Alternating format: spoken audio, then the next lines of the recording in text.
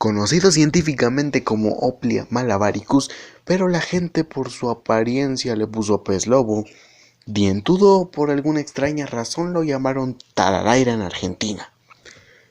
En el video que estás por ver, te voy a mencionar, o compartir mejor dicho, datos acerca de este pez que necesitarás saber por si te interesa mantenerlo. Y ya sin nada más que decir, vamos a iniciar de una vez este video.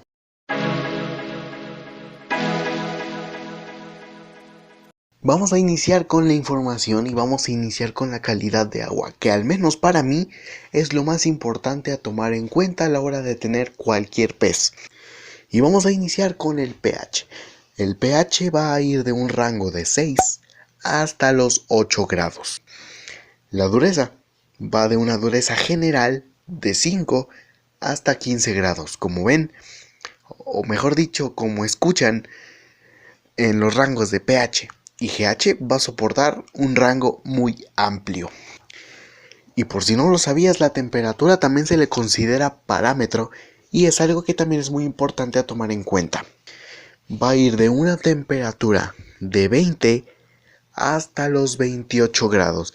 Como ven, es una temperatura fría, pero no helada, y una temperatura tropical que sí llega a la caliente. Y es un pez que soporta amplio rango también de temperatura, cosa que nos quiere decir que va a ser un pez resistente. Ahora pasemos a hablar del acuario, litros y decoración. Es un pez que se le considera pez monstruo, es un pez que va a crecer enorme, aproximadamente los 70 hasta los 90 centímetros si llega a alcanzar. Por eso va a necesitar un acuario que vaya de los 200 hasta los 250 litros y con una decoración no muy estricta. Podemos tenerlo con troncos y rocas, pero procurando darle un refugio. Este pez se siente muy cómodo en un lugar donde se pueda resguardar y donde pueda marcar un territorio. Ya saben, con troncos o con rocas, y la cantidad de vegetación, en este caso plantas, no importa. Puede estar en un acuario libre de plantas o en un acuario atascado de plantas. Eso no le importa al pez, lo que más le importa en un acuario es su refugio y lo que le des de comer. Pasemos a hablar acerca de qué va a comer.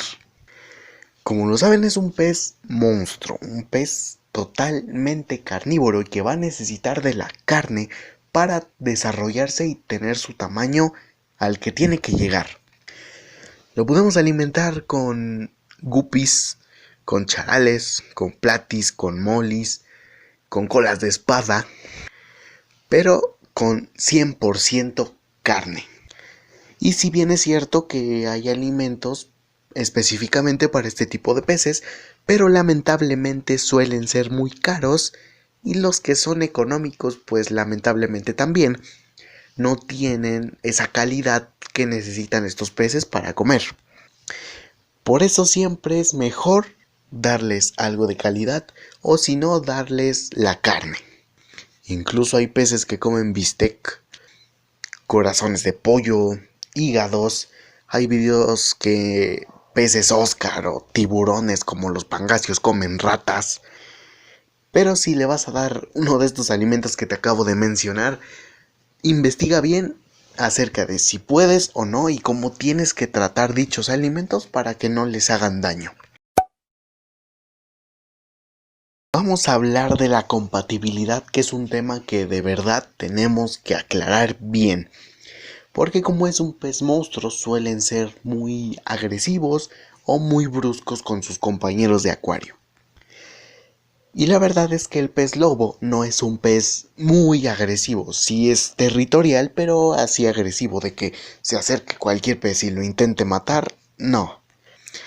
Pero sí es depredador, así que hay que tenerlo con peces que lleguen a su tamaño igual, como por ejemplo se me viene a la mente tenerlo en un Monster Tank con óscares, pacús y cíclidos americanos. ya que este es un pez del continente americano que va desde ríos de México hasta los ríos de la Plata.